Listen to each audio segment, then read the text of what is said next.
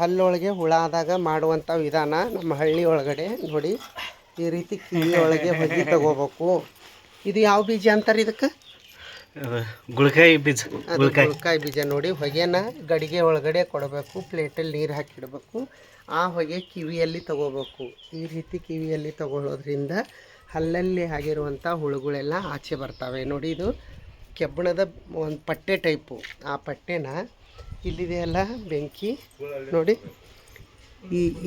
ಇದು ಸ್ವಲ್ಪ ಕಾಯಕ್ಕೆ ಇಡಬೇಕು. ಇದನ್ನು ಇದ್ರ ಮೇಲ್ಗಡೆ ತಗೊಂಡು ಬಂದು ಆ ಬೀಜಗಳನ್ನು ಆ ಕೆಬ್ಬಣದ ಇದ್ರ ಮೇಲೆ ಹಾಕಿ ನಂತರ ಇಲ್ಲೇ ಯಾವ ತಪ್ಪಲ ಅಂತಾರೆ ಇದಕ್ಕೆ.